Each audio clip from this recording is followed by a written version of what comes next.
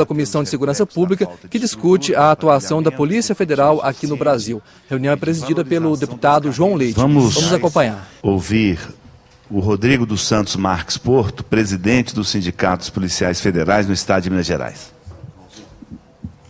Bom dia a todos. Inicialmente agradeço aqui ao deputado João Leite, deputado Sargento Rodrigues e ao deputado Fred Costa.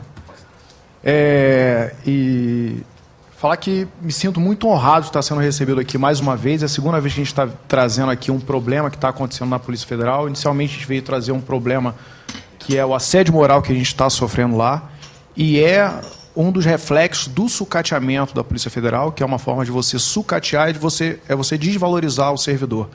E você desvaloriza o servidor tanto tirando o dinheiro do sustento da família dele, tá?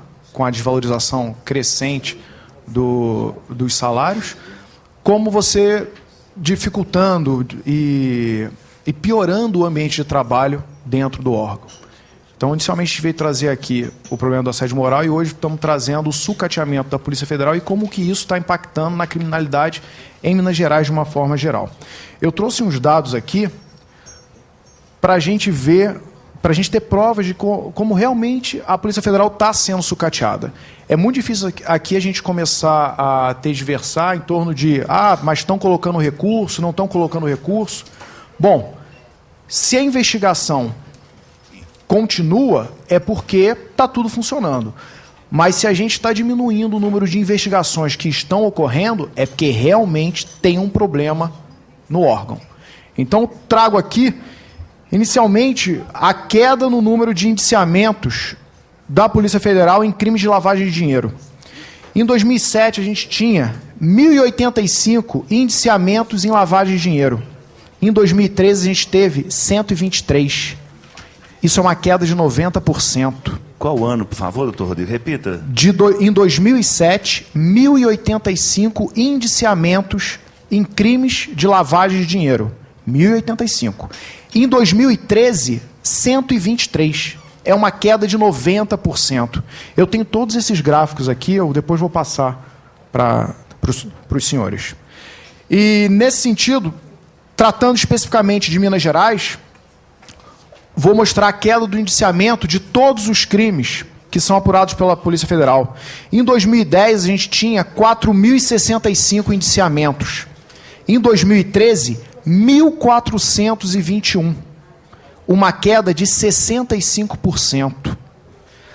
Tratando agora especificamente do tráfico de drogas em Minas Gerais, em 2010 a gente tinha 275 indiciamentos. Em 2013, 145, uma queda de 47%. Então, eu não vou nem argumentar aqui se está tendo ou não o corte de recurso, seja equipamento, seja financeiro. É óbvio que se não tivesse tendo o sucateamento, a gente teria uma outra realidade. Isso é óbvio. Esses dados que a gente está trazendo são um reflexo da política de segurança que está sendo implementada lá dentro da Polícia Federal. Uma política de desvalorização do servidor e desvalorização do órgão como um todo. Tá?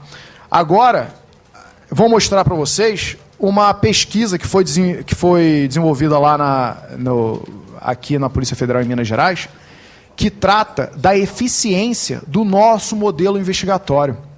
A gente atualmente adota um modelo dos inquéritos policiais. Então, toda investigação ela tem que ser balizada por um inquérito policial. Para vocês terem uma ideia, a cada 100 inquéritos policiais, apenas 4 viram denúncia no Ministério Público. Ou seja, apenas 4 chegam à justiça para ter todo o rito processual e a gente conseguir culpar quem tiver cometido aquele delito. Isso é uma ineficiência absurda. 96% de ineficiência. Isso na iniciativa privada, isso ia causar a demissão de toda a gestão e iam salgar o terreno dos familiares, para que nunca mais nascesse ninguém com uma ideia daquela. Isso é um absurdo. E aí eu trago agora um dado de um procurador do Ministério Público Federal de Goiás, que é coordenador do Grupo de Combate à Corrupção. É o Dr. Hélio Telho. ele trouxe aqui uns dados muito interessantes, falando que 85% dos inquéritos da PF instaurados para apurar crimes de lavagem de dinheiro demoram mais de 2 anos para serem concluídos. E uma vírgula. Ele não está dizendo que eles vão ter uma conclusão que faça com que esse inquérito vá para o Ministério Público, não. Está falando que demora 2 anos para ser concluído. E esses 2 anos de demora, a gente ainda tem que lembrar que apenas 4% é que realmente vão virar uma denúncia no Ministério Público. A investigação vai estar boa o suficiente para seguir o rito processual. Além disso, apenas 6,7% dos inquéritos instaurados na Polícia Federal são concluídos dentro do prazo legal de 30 dias. Porque é isso mesmo, existe um prazo legal de 30 dias para a conclusão do inquérito policial, mas apenas 6,7% são concluídos nesse prazo. Outro dado, 55,1% dos inquéritos da Polícia Federal foram instaurados 1 ano depois da data do crime investigado. Desses, 40,2% foram instaurados 2 anos depois. Gente, 2 anos depois do crime cometido, o que você está querendo investigar? Eu sou lento, você podia repetir aí a porcentagem? 55% dos inquéritos da Polícia Federal são instaurados 1 ano depois da data do crime investigado. Desses, 40% são instaurados 2 anos após o crime. 2 anos depois do crime cometido, você não consegue apurar nada. Nada. A não ser que o criminoso queira cooperar muito. Eu acho que existe um sistema de colaboração com a Polícia Federal, assim, muito efetivo, eu não sei, porque apostam ainda num modelo de investigação como esse. Isso daqui é uma brincadeira, estão jogando dinheiro da sociedade no lixo. E por isso que as taxas de homicídio, de crimes violentos, só aumentam. Eu vou mostrar agora alguns dados que eu obtive no site do SEDES aqui, tá? São dados públicos, estão lá no site, mostrando o aumento da criminalidade aqui em Minas Gerais. Tratando de crimes violentos, em 2010 a gente tinha no ano, em Minas Gerais apenas, tá? A gente tinha no ano cerca de 50 mil crimes violentos. Esses são os crimes que chegam até a polícia. Tem muitos crimes que são cometidos que ninguém vai reclamar daquele crime. Né? Até mesmo o homicídio, se não tinha testemunha, não tem quem reclame. Né? Então, em 2010, 50 mil. Em 2011, 66 mil durante um ano. 2012, 71 mil. 2013, 87.996. Isso aí está dando uma média, um aumento de 20% na taxa de criminalidade. Se isso aqui fosse bolsa de valores, estávamos ricos. O governo ia ser rico, mas não é. Isso aqui não é brincadeira. É gente que está sendo... Isso aqui são crimes violentos. Eu não estou falando de um crime simples, não. Isso aqui eu estou falando de assalto à mão armada, eu estou falando de invadir em banco, estourar em caixa eletrônico. São esses crimes que a gente está tratando aqui. Um aumento de 20% ao ano. Eu não estou falando nesses 4 anos, não. Estou falando ao ano. Agora, tratando especificamente de homicídio, em 2010 a gente teve 3.200 homicídios em Minas Gerais. Em 2011, 3.860. Em 2012, 3.900. E em 2013, 4.163. Isso aí está dando uma média de 10% de aumento na taxa de homicídios ao ano. O problema é que a população aqui em Minas está aumentando a uma taxa de 1,44% ao ano. Isso significa que daqui a algum tempo o criminoso vai ter que estar matando um outro criminoso, porque vai acabar a população de bem. Se a população aumenta em 1,44% e a taxa de homicídio em 10%, é uma coisa absurda. A gente não pode permitir que esse modelo se perpetue. Se a gente não começar agora a agir, daqui a pouco a gente não vai ter... Isso aqui já está aparecendo um campo de guerra. Daqui a pouco a gente não vai ter juventude nenhuma, não vai ter criança para levar o país adiante. Tá?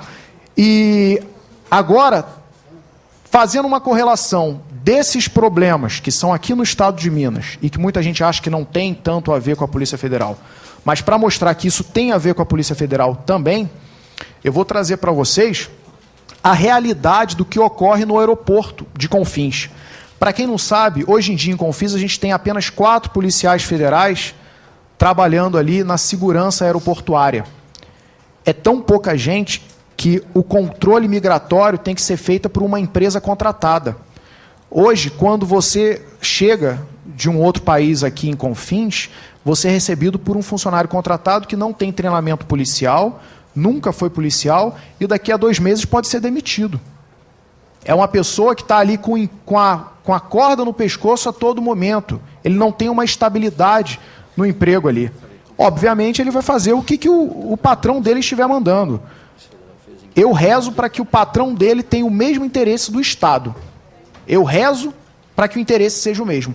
Porque, se não for, só vai aumentar cada vez mais. E é esse funcionário que vai decidir se uma pessoa que vai entrar, se uma pessoa vai ser autorizada ou não entrar. Pode ser um terrorista, ele pode ser um traficante muito renomado e aquele funcionário terceirizado não conhecer. Tá? Rodrigo, e aí Rodrigo, essa fala é algo extremamente grave, né? Eu queria que você pudesse novamente trazer aqui a informação. Ou seja, você está falando que o funcionário administrativo, aquele que não é policial, ele é terceirizado, ele está fazendo, está parecendo o serviço que terceirizado aqui, por exemplo, da Assembleia, que faz faxina, a empresa terceirizada, né?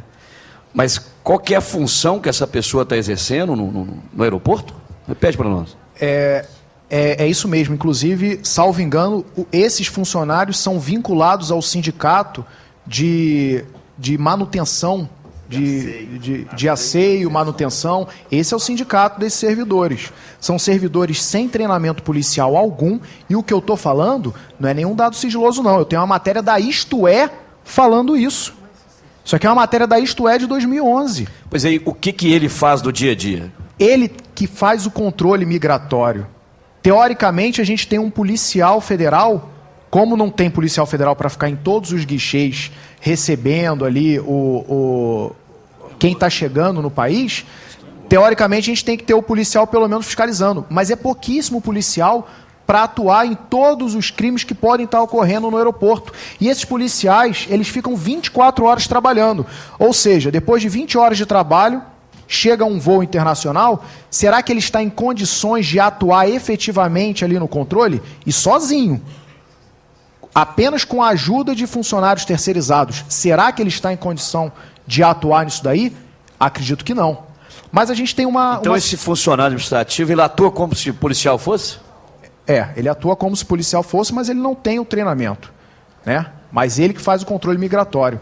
E pior, quando a gente passa a nossa bagagem ali pelo raio-x, tá? Isso daí foi uma pesquisa que eu realizei agora há pouco tempo no aeroporto, tá? Esse dado que eu estou trazendo não é um dado meu, não. É um dado que vem dos servidores policiais que trabalham no aeroporto. Quando você coloca sua bagagem de mão no raio-x, ela é revistada. Então, realmente, na aeronave, onde ficam os passageiros, provavelmente não vai ter arma e não vai ter droga. Entretanto, aquela bagagem que você despacha nem sempre é fiscalizada. Ali pode estar indo fuzil, bazuca, mais um pouco estão levando tanque de guerra. Tá? Há uma reportagem há algum tempo atrás de uma emissora, eles fizeram um simulacro de chumbo, se não falha a memória, de um fuzil, e entraram em vários aeroportos com aquele simulacro. Viram que é uma coisa muito simples. Agora, eu estou falando de uma situação que ocorre no aeroporto de Confins, que é um aeroporto que tem 4 policiais federais, que a gente acha pouco. O aeroporto da Pampulha é pior. No aeroporto da Pampulha não tem nenhum. Eles podiam pelo menos botar um boneco com a camisa da Polícia Federal fingindo que tem alguém. Nenhum boneco eles colocaram lá. Eu até digo que se a administração da Polícia Federal quiser, a gente pode ceder um manequim para ficar lá fingindo pelo menos que tem um policial federal. É a ideia que o sindicato dá aqui. Tá? Isso é um absurdo. Aí é que a gente vê a relação da Polícia Federal com o aumento da criminalidade em Minas Gerais de uma forma geral. É muito fácil você entrar com droga, com armas, pelo aeroporto, que dirá pela rodoviária. E a fronteira, então? A fronteira, as nossas fronteiras aí de carro. Pô, Minas Gerais o que não falta é estrada. E quantas estradas a gente possui que não são fiscalizadas? São muitas. Aqui em Minas Gerais existem apenas 500 agentes federais realmente trabalhando, tentando conter a criminalidade. Eu estou falando em Minas Gerais, não estou falando em BH, não. É em Minas Gerais. Eu tenho cidades aqui com posto da polícia com menos de 20 policiais realmente atuando no combate à criminalidade. Eles não conseguem fazer absolutamente nada, porque eles não cuidam de uma cidade, eles cuidam de uma região. Rodrigo, você tem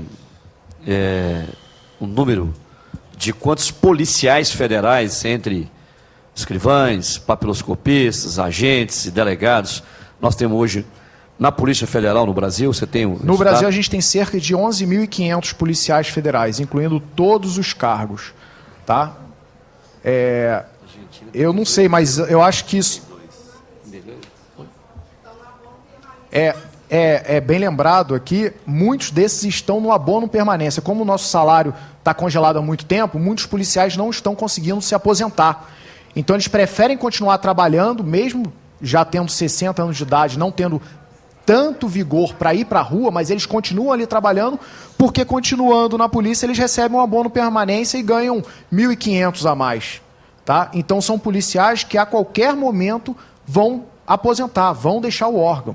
Ano que vem a gente tem notícia que aqui cerca de 20 a 30 policiais em Belo Horizonte vão aposentar, de uma hora para outra. E quantos concursos a gente está fazendo para repor esse pessoal? Nenhum? Ainda estamos tendo uma situação grave lá na academia de polícia. Isso aí está acontecendo agora, aconteceu ontem, o que eu vou falar.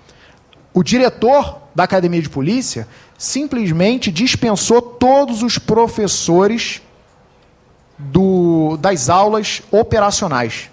Dispensou todos. Sabe por quê? Porque durante o hasteamento da bandeira, eles foram vestidos de preto. A forma de protestar deles foi vestir a camisa operacional da Polícia Federal. Quando eles entraram no auditório, todos os alunos ficaram de pé e bateram palmas. Em resposta a isso, o diretor da Academia de Polícia cancelou a folga dos finais de semana e dispensou todos os professores. Isso é democracia? Será? Agora, eu pergunto, será que aquela pessoa que atualmente está como diretor da academia entende de gestão? Será que ele entende de recursos humanos? Ele é uma pessoa capaz para estar ali no cargo que ele está exercendo, na função que ele está exercendo? Eu, pessoalmente, acredito que não. Né? Eu não sei, teria que fazer a conta, mas eu sei que de 200 alunos, de uma vez só, o colega está alertando ali sobre o desligamento no curso. De uma vez só, de 200 alunos que estão lá no curso de escrivão, 34 pediram para sair. Eles não foram reprovados, não. Eles falaram que não suportam o ambiente que está sendo instaurado naquela Academia Nacional de Polícia. Eles pediram para sair. Falaram que era melhor continuar com o emprego anterior. Isso é um absurdo. Se a gente não atuar agora, a gente não vai ter mais policial bem formado e a gente não vai ter nem policial para estar substituindo os colegas que vão aposentar. Tá? Só para finalizar, tem uma outra matéria aqui que fala justamente da gestão no serviço público. A matéria do Maílson da Nóbrega. Essa matéria que saiu na Veja no dia 2 de abril de 2004. O título da matéria é Serviço Público Profissional, uma reforma política. E aí ele traz aqui, ele vai explicando como começou o serviço público, a nossa herança, né, do fato de ter sido colônia, depois império. E aí tem uma frase aqui bem interessante. Ele diz: é hora de profissionalizar o serviço público, elegendo o mérito como critério da escolha dos funcionários. Dirigentes de órgãos e entidades públicas, inclusive empresas estatais, deveriam ser nomeados com base em métodos competitivos. Vou repetir: dirigentes de órgãos e entidades públicos deveriam ser nomeados com base em métodos competitivos, porque hoje em dia não é isso que ocorre. Hoje em dia, a política é que coloca um servidor como dirigente de uma instituição como a Polícia Federal. O diretor-geral da Polícia Federal, nada contra ele, mas ele não foi escolhido porque era o policial mais competente dentre os policiais que poderiam ocupar aquele cargo.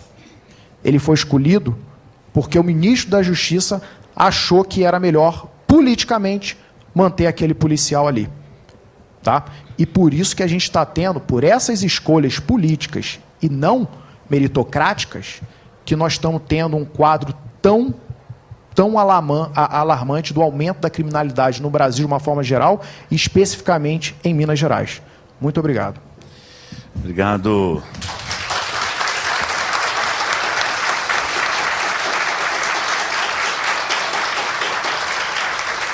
Obrigado ao presidente do Sindicato dos Policiais Federais no Estado de Minas Gerais.